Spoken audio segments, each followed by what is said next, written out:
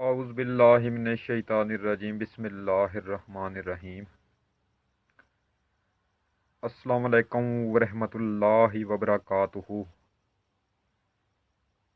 प्यारे दोस्तों, मैं हूं आपका मेज़बान राना शहजाद अली, आपको अपने इस यूट्यूब चैनल पर आज एक बार फिर से खुशामदीद कहता हूं और उम्मीद करता हूं कि आप सब लोग भी खैरियत से होंगे।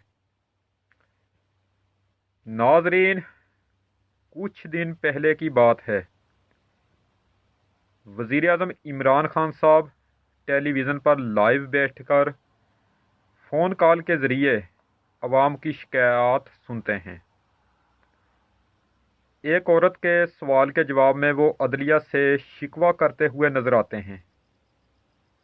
वो कहते हैं कि मेरा काम तो ये है कि करप्ट लोगों पर कानून नाफज करना, लेकिन अदलिया और नैब मेरा साथ नहीं दे रहे। ये अदारे आज़ाद हैं, ये मेरे अंडर नहीं हैं। अब मैं उन चोरों डाकुओं को गिरफ्तार करवाकर जेल में भेजता हूँ, लेकिन अदलिया उनको आगे से आज़ाद कर देती है। और फिर नैब का काम है उन पर करप्शन के स्ट्रॉन्ग किस्म के केसेस बनाना, लेकिन नैब भी ऐसे कमज़ोर केसेस बनाकर आगे अदलिया में पेश करती है जिससे उन सब की रिहाई के इम्कानात बढ़ जाते हैं।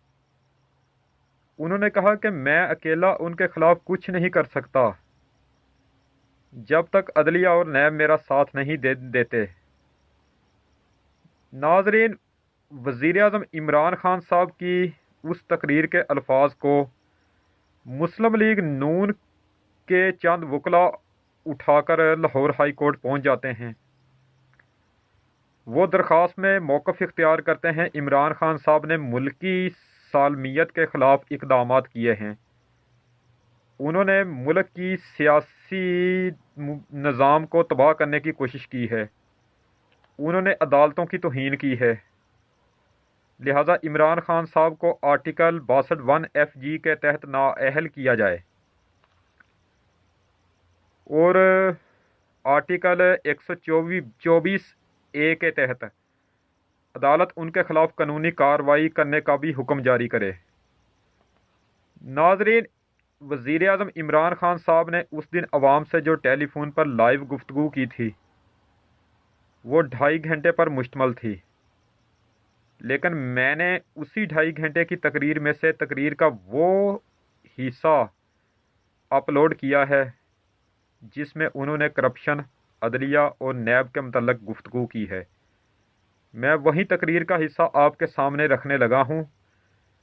आप वो गौर से सुने और फिर आप खुद सोचें कि उनकी उस तकरीर पर तौहीन अदालत क्या बनती है।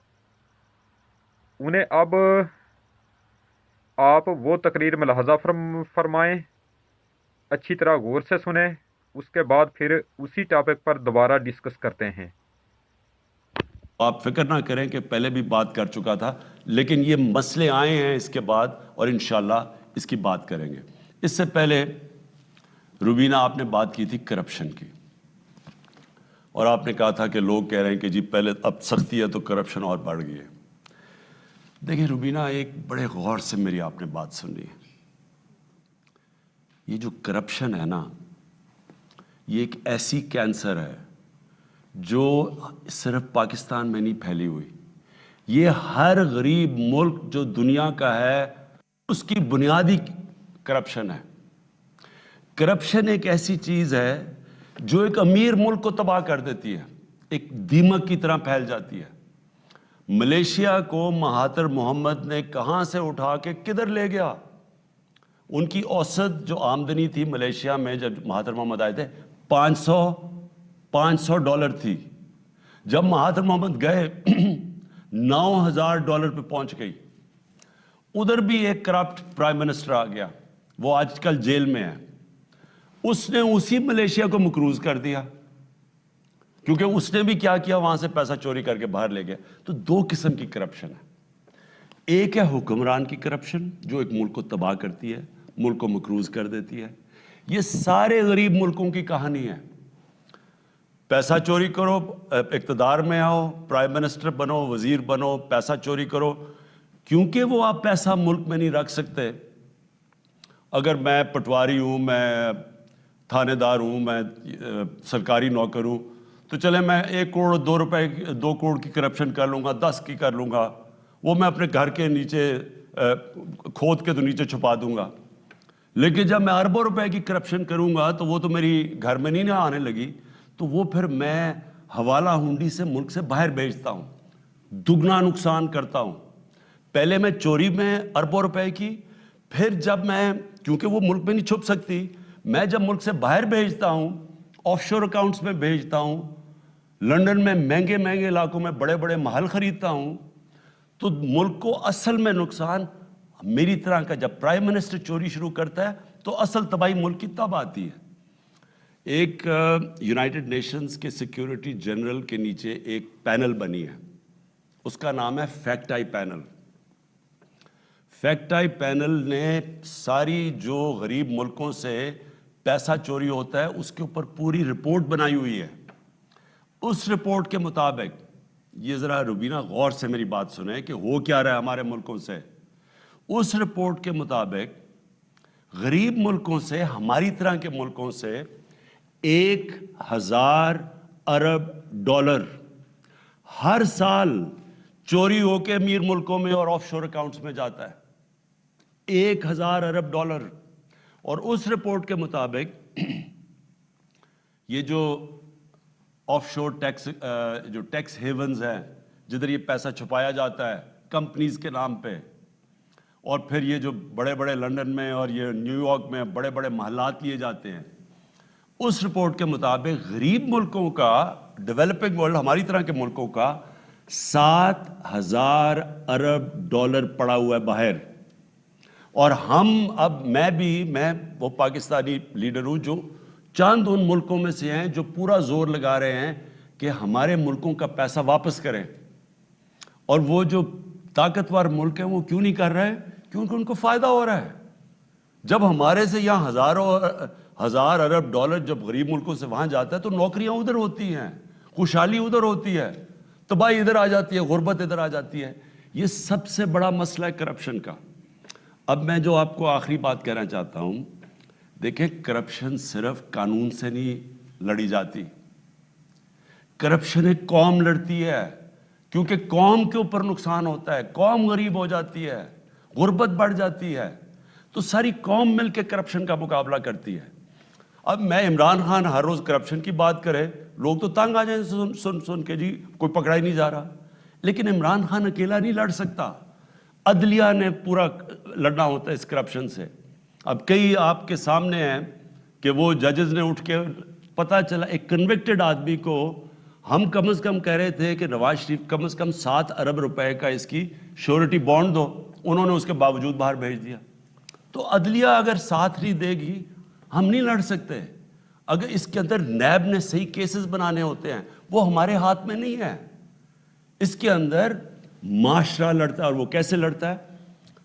میں آپ کو مہذب معاشروں کی بات کر رہا ہوں، وہ کیسے کرپشن کی جنگ جیتے ہیں. سنگاپور کے اندر ایک ان کے وزیر نے جب کرپشن کی تو اس کو جب پکڑا گیا اس نے خودکشی کر لی. اس لیے اس نے خودکشی کی کہ معاشرے میں اس کی جگہ ختم ہو گئی. یہاں بڑے بڑے کرپٹ لوگوں کو، ان کو ایسے شادیوں پہ بلایا جاتا ہے جیسے کوئی وی آئی پیز آ رہے ہیں، سارے لوگ ان کو ایسے مل رہے ہیں جیسے کہ وہ انہوں نے پتہ نہیں کشمیر فتح کر لیا ہے. لوگ ان کو جب برا ہی نہیں سمجھیں گے تو کیا آپ کا خیال ہے قانون بنانے سے کرپشن ختم ہو جاتی ہے؟ کیوں پٹواری نہیں کرپشن کرے گا؟ کیوں نہیں کوئی اور رشوت لے گا؟ جب معاشرے میں وہ دیکھ رہے ہیں کہ اوپر بڑے بڑے کرپٹ لوگوں کو وہ جیل سے، نیب سے نکل رہے ہیں، ان کے اوپر پھول پھینک رہے ہیں جو انہوں نے کوئی بہت بڑا مارکا مارا ہے. کہنے کا مطلب یہ ہے روبینہ، یہ جنگ انشاءاللہ ہم نے جیتنی ہے. ہم نے جیتنی اس لیے ہے کہ پاکستان کی سروائیول اس جنگ میں ہے. یہ جو آج کل جنگ لڑی جا رہی ہے رول آف لا کی، قانون کی بالادستی کی جنگ ہے. ایک وہ لوگ ہیں جو کہتے ہیں جی ہم قانون کے اوپر ہیں، ہمیں جرت کیسے ہوئی پاکستان کے قانون کی کہ ہمارے اوپر ہاتھ ڈالو. وہ جا کے مظاہرے کر رہے ہیں، سب اکٹھے ہو رہے ہیں کہ جی اس کی گورنمنٹ گراؤ عمران خان کی، اس سے برا آدمی کوئی نہیں آیا. کیا جنگ چل رہی ہے؟ عمران خان کا کیا قصور کہ جی این آر او نہیں دے رہا؟ ان کے جو پہلے ہمیشہ ان سے ہوتا رہا ہے جس کی وجہ سے آج یہ ملک نیچے گرا ہوا ہے. ہمیشہ ان لوگوں کے لیے ایک قانون اور عام بیچارے غریب آدمی کے لیے دوسرا قانون. یہ نبی صلی اللہ علیہ وسلم نے یہ جب کہا تھا کہ تمہارے سے پہلے بڑی قومیں تباہ ہوئیں، ایک غریب کے لیے اور ایک امیر کے لیے قانون، یہ وہ دنیا کے سب سے عظیم لیڈر تھے، اور انہوں نے جو مدینہ کی ریاست تھی اس کے اوپر دنیا کا سب سے عظیم سویلائزیشن کھڑا ہوا تھا، اس کی بنیاد رکھی گئی تھی رول آف لاء پہ. یہ جو چینی مہنگی، یہ جو چیزیں مہنگی ہو رہی ہیں، یہ تو ایک بیماری کے سمٹمز ہیں. اصل ایشو رول آف لاء ہے. جب مدینہ کی ریاست سنبھالی گئی تو کیا وہاں دودھ کی نہریں بہہ گئی تھی؟ کیا ایک دم خوشحالی آ گئی تھی؟ ذرا تاریخ تو اٹھا کے دیکھیں کہ کس طرح انہوں نے 5-6 سال کن حالات کے اندر سروائیو کیا، کس طرح انہوں نے 2 جنگوں کے اندر امہ تباہ ہونے لگی تھی. لیکن جو بنیاد رکھی گئی تھی وہ قانون کی بالادستی، عدل اور انصاف پہ رکھی گئی تھی. تو یہ جو پاکستان میں آج جنگ چل رہی ہے، یہ قانون کی بالادستی کی جنگ ہے. ایک چھوٹا سا طبقہ جس کو عادت پڑی ہوئی ہے خون چوس کے، پیسے بنا کے، غربت پیدا کر کے، وہ اس وقت سب اکٹھے ہوئے ہیں. اور دوسری طرف ہماری طرح کے لوگ پوری کوشش کر رہے ہیں اس ملک کے اندر کہ سب کو قانون کے نیچے لایا جائے. یہ جو اب چینی مافیا ہے، یہ میں ابھی شہزاد اکبر کو کہوں گا کہ اس کے اوپر بات کریں کہ ہو کیا رہا ہے، لیکن یہ آپ کو سمجھنے کی چیزیں ہیں کہ یہ جنگ ساری قوم لڑتی ہے. اکیلا عمران خان یہ جنگ نہیں جیت سکتا. ہم سب نے مل کے فیصلہ کرنا ہے. اور اگر چین جو سب سے تیزی سے دنیا میں آج آگے بڑھ رہا ہے، 450 وزیروں کو پچھلے 7 سالوں کے اندر انہوں نے جیلوں میں ڈالا ہے، 450 وزیروں کو. تو کیا اتنا امیر ملک ہے، وہ کیوں نہیں وہ لاپرواہ کرے؟ ان کو پتہ ہے، ان کے لیڈر کو پتہ ہے کہ اگر آپ نے ملک کو بچانا ہے، تکڑا کرنا ہے، خوشحال کرنا ہے، تو اوپر سے کرپشن کے اوپر ہاتھ ڈالا جاتا ہے، نیچے باغ کے پھر پٹواری وہ سب خود ہی ٹھیک ہو جاتے ہیں. آپ نے کہا نا جی قیمت بڑھ گئی ہے، مجھے یہ کہ جی کرپشن کی قیمت بڑھ گئی. کرپشن کی قیمت کیسے نہیں بڑھے گی جب وہ سارا دیکھ رہے ہیں نیچے کہ جی ہمارے تو حالات ویسے ہی مشکل ہے مہنگائی میں، تو اوپر جو اربوں روپے کی چوری کر کے بیٹھے ان کے اوپر لوگ پھول پھینک رہے ہیں. تو ناظرین، آپ نے یہ وزیر اعظم عمران خان صاحب کی تقریر سنی. اب آپ ہی بتائیں کہ اس میں ایسی کون سی بات ہے جو توہین عدالت کے زمرے میں آتی ہے. ناظرین، عدلیہ کے خلاف عام طور پر جو لوگ الفاظ استعمال کرتے ہیں وہ 3 قسم کے ہوا کرتے ہیں. ایک شکوہ، دوسرا تنقید اور تیسرا توہین.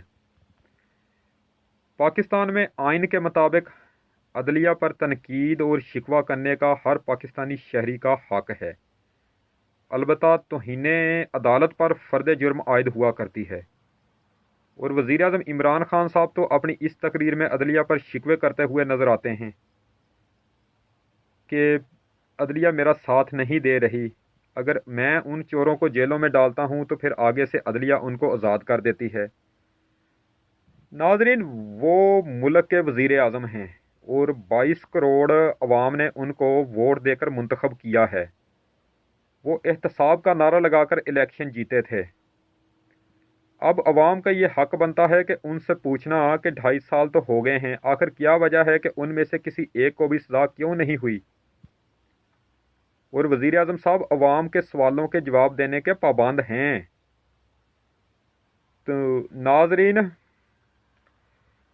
کیونکہ اسی عوام نے ان کو منتخب کر کے اسمبلی میں بھیجا ہے، تو کیا اب وہ عوام کے کسی سوال کا جواب بھی نہ دیں کہ توہین عدالت لگ جائے گی. ناظرین، اپوزیشن والے پہلے کافی دفعہ اسلام آباد ہائی کورٹ اور سپریم کورٹ میں بھی وزیر اعظم کے خلاف توہین عدالت کی درخواستیں دائر کر چکے ہیں، لیکن ان کی سب درخواستیں خارج ہوگی. لیکن اب کی بار اپوزیشن والوں نے لاہور ہائی کورٹ کا رخ کیا ہے. ناظرین، یہ وہی لاہور ہائی کورٹ ہے جہاں سے شریف خاندان کو چھٹی والے دن عدالت لگا کر سستا اور فوری انصاف مل جایا کرتا ہے. ناظرین، اب یہ جو توہین عدالت کی درخواست دائر کی گئی ہے، 90% चांस ये हैं कि उस दरख्वास्त को खारिज कर दिया जाएगा। अब ये दरख्वास्त समाअत के लिए मंजूर करके मुकर्रर कर दी गई है और वो वकला नून लीग के वो वकला जिन्होंने ये दरख्वास्त दायर की है उनसे कह दिया गया है कि आप वज़ीर आज़म पर तौहीन अदालत साबित करें ताकि फिर उनको तौहीन अदालत का नोटिस जारी करके तलब किया जाए और कार्रवाई को आगे बढ़ाया जाए। नाज़रीन, बिलफर्ज अगर ये केस आगे चल भी पड़ता है और लाहौर हाई कोर्ट वज़ीर आज़म साहब को नाअहल करार दे भी देती है तो फिर ये भी याद रखें कि लाहौर हाई कोर्ट के आगे सुप्रीम कोर्ट भी मौजूद है। लाहौर हाई कोर्ट के आगे चीफ जस्टिस राणा गुलजार अहमद साहब भी बैठे हुए हैं। अगर लाहौर हाई कोर्ट से वज़ीर आज़म साहब के ख़िलाफ़ फ़ैसला आ जाता है तो फिर फौरी तौर पर उस फैसले पर सुप्रीम कोर्ट से स्टे ऑर्डर ले लिया जाएगा और लाहौर हाई कोर्ट के फ़ैसले को सुप्रीम कोर्ट में चैलेंज कर दिया जाएगा। तो नाज़रीन, अब तक के लिए इतना ही काफ़ी है। इंशाअल्लाह ताला आपसे अब फ्राइडे के दिन मुलाकात होगी। उस वक्त तक के लिए मैं आपसे इजाज़त चाहता हूँ। वीडियो को लाइक करें, चैनल को सब्सक्राइब करें और बेल आइकन पर ज़रूर क्लिक करें। अल्लाह निगहबान। खुदा हाफिज़। रब रखा।